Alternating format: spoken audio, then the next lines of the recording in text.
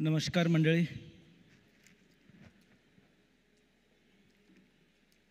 आपण महाराष्ट्रात असतो तर मला नमस्काराचं उत्तर मिळालं असतं. मंडळी नमस्कार. दिल्लीत आल्यानंतर महाराष्ट्राच्या लोकांचा आवाज कमी होत नाही याचं उत्तम उदाहरण आपल्यासमोर बसलेलं आहे. आजच्या या परिसंवादाचे अध्यक्ष आदरणीय अशोक वानखडे सर, मंचावरील सर्व सन्माननीय आणि मंचासमोर उपस्थित सर्व सन्माननीय, ज्या सामाजिक कार्य आणि मराठी साहित्य या विषयावर बोलण्यासाठी मी प्राध्यापक नाही, माझ्या आधी बोललेले 3 जण प्राध्यापक होते, त्यांना भरपूर वेळ मिळाला आणि मी 4थ्या क्रमांकाचा म्हणजे चातुर्वर्ण्यातला 4था वर्ण मला 15 मिनिटात संपवा अशी तंबी दिली अध्यक्षाने. सामाजिक कार्य आणि मराठी साहित्य यामध्ये समाज याविषयी रवींद्र रुक्मिणी पंढरीनाथांनी एक व्याख्या केली आहे. एक व्याख्या 1 मिनिटात मी सांगतोय. परस्परांशी सुखदुःखाने बांधला गेलेला समूह म्हणजे समाज, आणि अशी बांधिलकी नसेल तर तो उरतो फक्त जमाव, आणि जमाव हा स्वभावतः हिंस्र असतो. आणि सर्वंकष समाजाचे हित साधणारी सेवा किंवा कार्य म्हणजे सामाजिक कार्य, आणि त्याचं मराठीशी साहित्याशी असणारं नातं दमदार पद्धतीने माझ्या आधीच्या वक्त्यांनी सांगितलं आहे. त्यामुळे मी न सांगता एका ओळीत वास्तवातील घटना प्रसंगांची निवड करून त्याची पुनर्रचना करून आणि त्यात स्वतःची नवी भर घालून लेखकाने साधलेली वास्तव समांतर नवनिर्मिती म्हणजे साहित्य, ते सहहित असतं समाजाच्या, म्हणून त्याला साहित्य म्हणायचं. समाजाच्या हितामध्ये रचलेली नवनिर्मिती. साहित्यकृतीची निर्मिती करणारा लेखक समाजाच्या भावभावनांना, आशा आकांक्षांना आणि सुखदुःखांना शब्दरूप देत असतो. अशा रीतीने समाज स्वतः लेखकाच्या माध्यमातून अभिव्यक्त होत असतो. म्हणून समाजाचं, तत्कालीन समाजाच्या व्यवस्थेचं प्रतिबिंब आपल्या साहित्यामध्ये येतं. हा सामाजिक कार्य आणि मराठी साहित्य हा विषयाशी निगडीत ही प्रस्तावना करून माझ्या विषयाकडे वळतो. मूळतः मराठी साहित्याचा इतिहास बघता साधारणतः 12व्या शतकापासून सुरू झालेला इतिहास आणि त्यावेळेसची समाजाची परिस्थिती म्हणजे त्यावेळेला वैदिक संस्कृती आणि चातुर्वर्ण व्यवस्था त्यावेळेला असल्यामुळे विषमता, चातुर्वर्ण व्यवस्थेमध्ये शूद्र लोक म्हणजे शूद्र म्हणजे समाजातला खालचा भाग आणि स्त्रियासुद्धा शूद्र गणल्या जायच्या. त्यांच्यावर होणारे अत्याचार किंवा ते पडलेले एकाकी त्यांची दुःख मांडण्याचा किंवा ते सोडवण्याचा संत साहित्याने पहिला प्रयत्न केला. त्यामध्ये आद्यसंत म्हणजे चक्रधर, त्यांच्याविषयी आदरणीय ठाकरे सरांनी बोललं असल्यामुळे मी जास्त न बोलता पुढे जातो.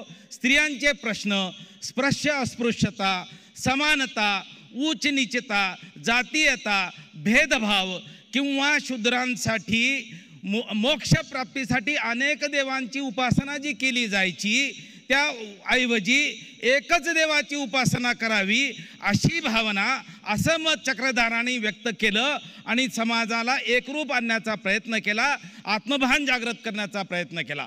चक्रधरानंतर संत ज्ञानेश्वर माऊली आणि संत नामदेवने आता जो उल्लेख केला, नांदेड जिल्ह्यातील नरसी नामदेव पासून ते घुमानपर्यंत ज्यांनी आपल्या लेखनातून, आपल्या अभंगातून समाजाची सेवा केली आणि अशा लोकांचा आवाज उठवला आणि यातून बाहेर निघण्याचे मार्ग शोधत असताना पंढरपुरांच्या विठ्ठलाचे ते भक्त झाले आणि विठ्ठलाची दिंडी सुरू केली. प्रत्येक आषाढी आणि कार्तिकी एकादशीला किमान किंवा दर महिन्याच्या एकादशीला करावी, तर किमान आषाढी आणि कार्तिक एकादशीला करावी म्हणून ते पायी विठ्ठलाला जायला लागले. याला तत्कालीन समाजाने वारकरी असं म्हटलं आणि वारकरी दिंडी असा त्याचा उल्लेख पुढे झाला. त्यानंतर पुढे संत एकनाथांनी आपल्या भारुडातून समाजाचं प्रबोधन केलं. संत एकनाथ आणि संत ज्ञानेश्वर माऊलींचा एक विशेष असा भाग म्हणजे तत्कालीन समाजामध्ये ज्ञानावर पंडितांचे ते अधिकार होते ते सर्वसामान्यांपर्यंत पोहोचवण्यासाठी त्यावेळेसची बोलीभाषा आणि देशभाषेमध्ये ज्ञानाचं लिहिण्याचं काम त्यांनी केलं, अनुवाद करण्याचं काम केला. म्हणून ज्ञानभाषा आणि देशभाषाचा गौरव करणारे पहिले संत कोण असतील तर संत एकनाथ आणि संत ज्ञानेश्वर माऊली असं म्हटलं जातं. संत ज्ञानेश्वर आणि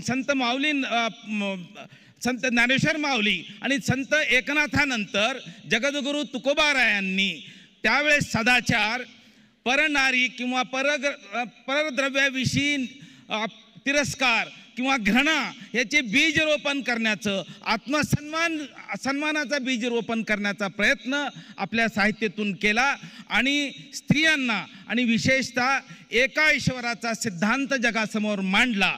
त्यानंतर महात्मा ज्योतिबा फुल्यांनी खऱ्या अर्थाने विषमतेला तोंड फोडलं ते महात्मा ज्योतिबा फुल्यांनी आणि विषमतेच्या विरोधात लढा दिला. त्या विषमतेच्या विरोधात लढा देत असताना तत्कालीन सामाजिक परिस्थिती म्हणजे शेतकऱ्यांचे प्रश्न जगासमोर मांडले आणि शेतकऱ्यांचे प्रश्न महात्मा ज्योतिबा फुल्यांनी मांडलेले शेतकऱ्यांचे प्रश्न आजही सोडवलेले दिसत नाहीत. शेतीमालाला हमी भाव मिळावा हे महात्मा ज्योतिबा फुल्यांनी मांडलेला तो प्रश्न आहे. आजही तो मिळालेला दिसत नाही. आज आपल्या महाराष्ट्रामध्ये सोयाबीनचा भाव 4,950 रुपये सरकारने घ्यावं असं ठरवलं होतं आणि फक्त 2 महिने घेऊन लांबच लांब रांगा लागलेल्या असताना सुद्धा दुर्दैवाने ते थांबलं. सोयाबीन तेल साधारणतः 150 रुपये किलो असताना आज आपल्या शेतकऱ्याला 35 ते 40 रुपये भाव मिळाला तर मेहरबानी. त्याच्या उत्पादन लागत मूल्यापेक्षा कमी प्रमाणात आज शेतकऱ्याला विकावं लागतं किंवा दुर्दैवाने रस्त्यावर सोडून यावं लागतं. हे दुर्दैव आहे. यासोबतच महात्मा फुल्यांनी सावित्रीबाई फुल्यांना सोबत घेऊन स्त्री शिक्षणाचा प्रश्न हा पहिली स्त्रियांची शाळा 1 जानेवारी 1848ला सुरू केली. त्यावेळेला स्त्रिया शूद्र मानल्या जायच्या, तर त्यांच्यातून बाहेर निघण्यासाठी स्त्रियांना शिक्षण देणं हे महत्त्वाचा हा विषय गृहीत धरून महात्मा फुल्यांनी सुरू केलेले स्त्रियांच्या त्यावेळेसचे जे प्रश्न आहेत म्हणजे विधवा विवाह असेल, केशवपन असेल किंवा स्त्रियांच्या इतर प्रश्नांच्या विषयी जो लढा दिला त्यातून त्यांचा आत्मभान जागृत करण्याचा प्रयत्न केला. महात्मा फुल्यानंतर मराठी कादंबरीमध्ये पहिली कादंबरी म्हणून ज्याला म्हटलं जातं ती यमुना पर्यटन हे सुद्धा महिलांच्या प्रश्नावर आधारित आहे. त्यानंतर हना आपट्यांची पण लक्षात कोण घेतं ही कादंबरी सुद्धा महिला प्रश्नावर आधारित होती. पण त्याच्यातले जे प्रश्न होते ते ठराविक समाजाचे होते, सर्वांकष समाजाचं हित त्यात नव्हतं. पण तरी हे प्रश्न पुढे जसे येत गेले स्त्रियांचे प्रश्न आजपर्यंत किमान वडिलांच्या संपत्तीमध्ये महिलांना मिळणारा अधिकार हा महात्मा फुल्यांनी मांडलेला आज तागात मिळाला आहे का नाही हा प्रश्न आहे. 2005 सालाचं कायद्यामधली सुधारणा समोर यावी लागली महिलांना मुला इतकंच वडिलांच्या प्रॉपर्टीमध्ये हक्क मिळण्यासाठी. आणि मी ग्रामीण भागात राहतो. आजही ते मिळवण्यासाठी महिलांना आपल्या भावाच्या वडिलाच्या विरोधात केस दाखल करावी लागते. स्वाभाविकपणे नीतिनियमाप्रमाणे चालत आलेल्या परंपराप्रमाणे ते मिळत नाही. आणि मागितलंच केस लढली तर त्या महिलेला एकटी पाडलं जातं. तिच्याविषयी भावाच्या विरोधात बहिणीच्या विरोधात भांडण करून केस करून प्रॉपर्टी मिळवते असा समज पसरवला जातो. आजही महिलांचे प्रश्न पूर्णपणे सुटलेले आहेत की नाही हा प्रश्न आपल्यासमोर मी ठेवतो आणि पुढे जातो. महिलांनंतर दलित समाजाचे प्रश्न, दलित समाजाच्या उच्चनीचतेच्या आणि अस्पृश्यतेच्या चळवळी. मी ज्या वेळेला एका ग्रामीण भागात राहतो, ज्या शाळेत शिकायला गेलो, माझा शाळेचा पहिला दिवस अगदी व्यवस्थित तयारी करून शाळेत गेल्यानंतर शाळा एका मारुतीच्या मंदिराच्या कट्ट्यावर भरायची आणि त्या मारुतीच्या मंदिराच्या कट्ट्यावर 2 भाग होते. 3 फूट खाली एक साधा कट्टा होता मातीचा आणि वर एक फरशीचा कट्टा आणि उच्चवर्णीय त्या फरशीच्या कट्ट्यावर बसायचे आणि दलित आणि मुस्लिम समाज त्या खालच्या मातीच्या कट्ट्यावर बसायचं. साधारणतः 1975ची गोष्ट. मी माझे अनुभव एका साप्ताहिक साधनेमध्ये लिहिले. त्यानंतर मी ज्या गावात राहतो त्या गावातल्या या शाळेच्या एका शिक्षकाने येऊन सांगितलं, सर आजही आमच्या गावामध्ये शाळेमध्ये असंच चालतं. वर अस्पृश्यता संपली असली तरी सुद्धा ग्रामीण भागामध्ये जिथे सार्वजनिक उत्सवामध्ये जेवण असतं त्या ठिकाणी दलितांना ठराविक वेळेनंतर बोलवलं जातं. आजही ते वास्तव आहे. दलितांचे प्रश्न लक्षणीय प्रमाणामध्ये दलितांच्या प्रश्नावर लिहिलं गेलं आहे, पण तरीसुद्धा आजही ते प्रश्न पूर्णपणे सुटलेत असं नव्हे. आणि त्यानंतर त्यासोबतच मराठी मुस्लिमांचे प्रश्न, बाहेरून आलेल्या मुठभर राज्यकर्त्या मुस्लिमावरून इथल्या सामान्य मुस्लिमांचं मूल्यमापन केलं जातं. टोकाचा द्वेष पसरल्यामुळं सामान्य मुसलमान सध्या भीतीच्या वातावरणात जगतोय. इतिहासाचा संदर्भ देऊन ज्यांचा इथल्या सामान्य मुसलमानांचा काहीही संबंध नाही, त्यांच्याविषयी पूर्वग्रह एक दूषित ठेवून पाहिलं जातं. आणि अशा अवस्थेमध्ये काही घटना घडली, कुठे अपघात घडला, तर त्या घटनेचं गांभीर्य त्याच्या जातीवरून ठरवलं जातं. त्या घटनेचं गांभीर्य म्हणजे तो एखाद्या वेळेस त्याचं नाव, दिल्लीमध्ये मागे घटना घडली, त्याचं नाव अनीश असं होतं, पण दिवसभर त्या चॅनलनी त्याला अनीस अहमद करून टाकलं. ही सध्याची मुसलमानांची अवस्था आहे. आणि हेही प्रश्न मुस्लिम मराठी साहित्यामध्ये फार काही चांगल्या पद्धतीने लिहिले गेलेत असं नव्हे, अजून भरपूर लिहिण्यासारखं आहे. सध्याच्या परिस्थितीवर एक उर्दू शायर सलीम अख्तर असं म्हणतो, मक्तल कदम कदम पे हिफाजत कहीं नहीं. मक्तल म्हणजे कत्तलखाने, मक्तल कदम कदम पे हिफाजत कहीं नहीं, म्हणजे कत्तलखाने पावला पावलावर आहेत, सुरक्षा कुठेच नाही. मक्तल कदम कदम पे हिफाजत कहीं नहीं, हर आँख में लहू है मोहब्बत कहीं नहीं.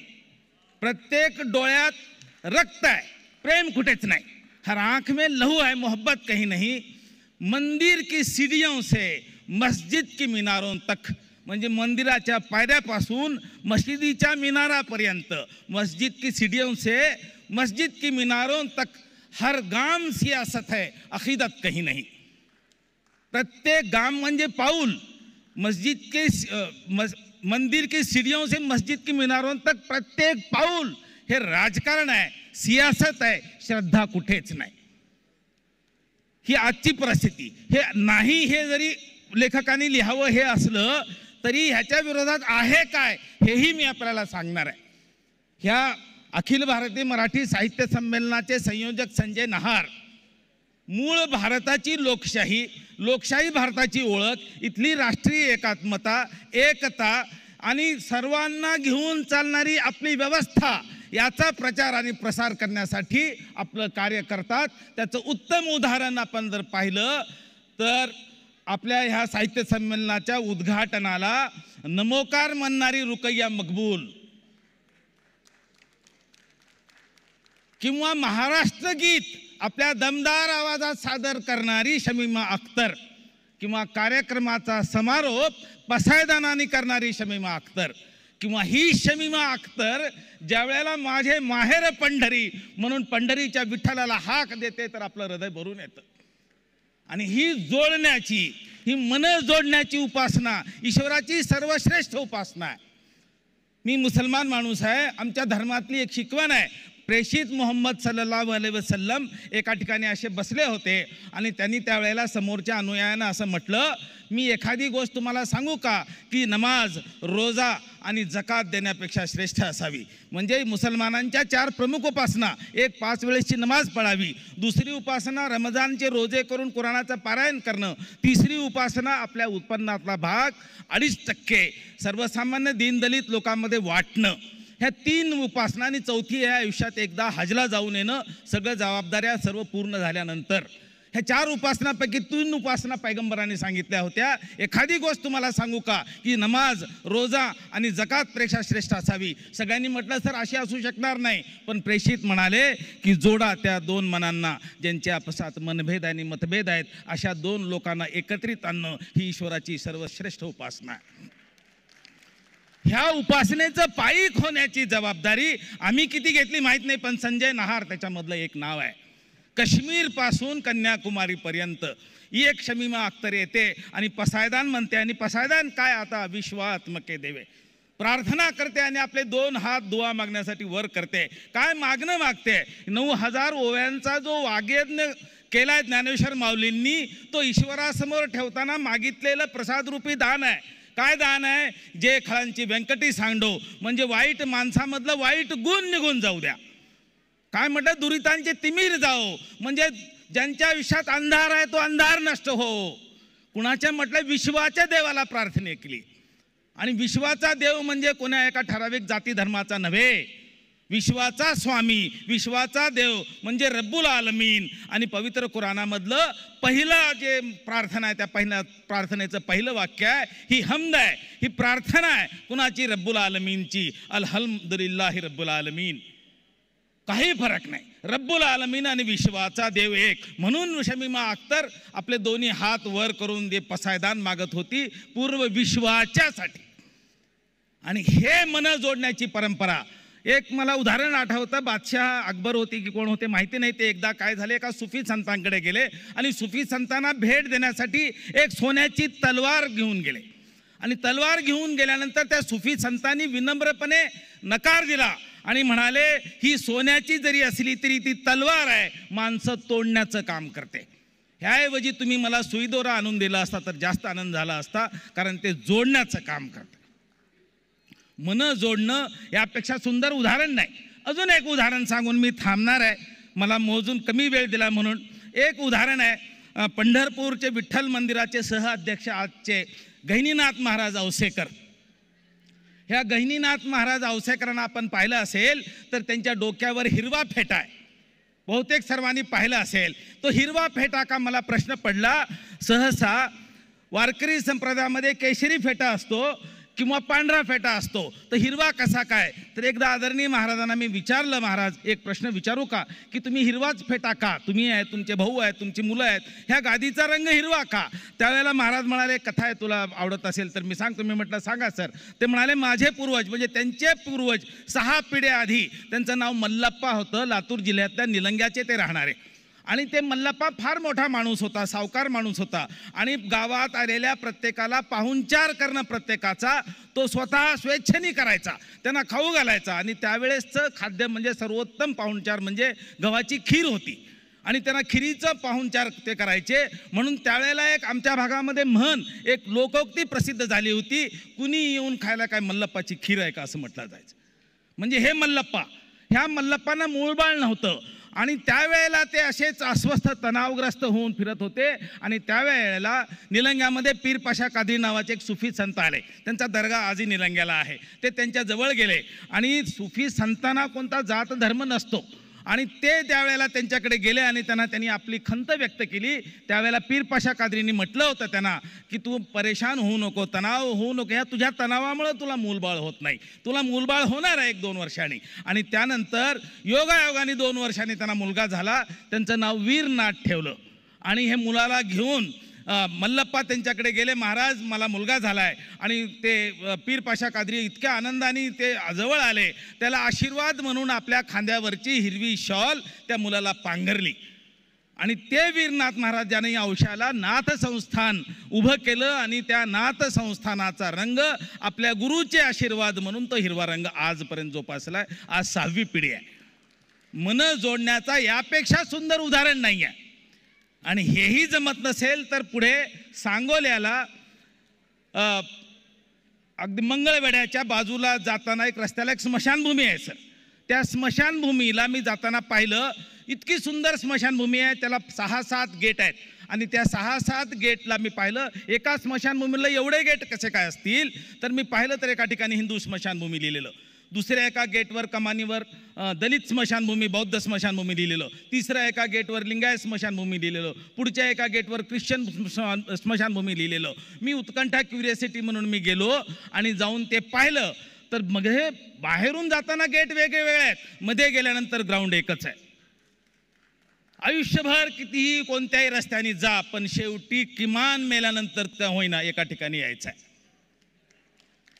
मन जोडण्याची उपासना आयुष्यात नाही झाली तरी किमान शेवटच्या क्षणाला तरी व्हावी. आणि ह्या साहित्याचा उद्देश, जे साहित्य म्हणजे सहहित समाजाचं म्हटलंय, म्हणजे समाजाच्या हितासाठी केलेलं लेखन, हे जे आहे ह्याच्यातून सिद्ध व्हावं पूर्ण अशी अपेक्षा व्यक्त करतो. आणि दुसरी, जे पसायदानामध्ये जी मागणी मागितली ते सर्वांची मागणी मान्य हो. आणि इथे कमीत कमी प्रश्न उपस्थित राहावं ज्यांच्याविषयी आम्ही लिहावं, हे व्यक्त करताना 95व्या अखिल भारतीय मराठी साहित्य संमेलनाचे अध्यक्ष उदगीर इथे झालेल्या भारत सासने सरांनी आपल्या अध्यक्षीय भाषणामध्ये काही प्रश्न आणि काही निरीक्षणं नोंदवली होती. त्याच्यामध्ये 2 निरीक्षण आणि 1 प्रश्न बोलून मी थांबणार आहे. त्यांचं पहिलं निरीक्षण असं होतं, प्रश्न असा होता, गांधी हत्येविषयी, स्वराज्याच्या संग्रामाविषयी, शेतकऱ्यांच्या आणि शेतमजुरांच्या उद्ध्वस्त जीवनाविषयी किंवा भारत देश आपल्या घटनेप्रमाणे घडवला जात आहे की नाही याविषयी मराठी साहित्यामध्ये भरपूर लिहिलं गेलं पाहिजे होतं. ते लिहिलं गेलं आहे काय, हा त्यांचा प्रश्न होता. दुसरा प्रश्न त्यांचा असा होता,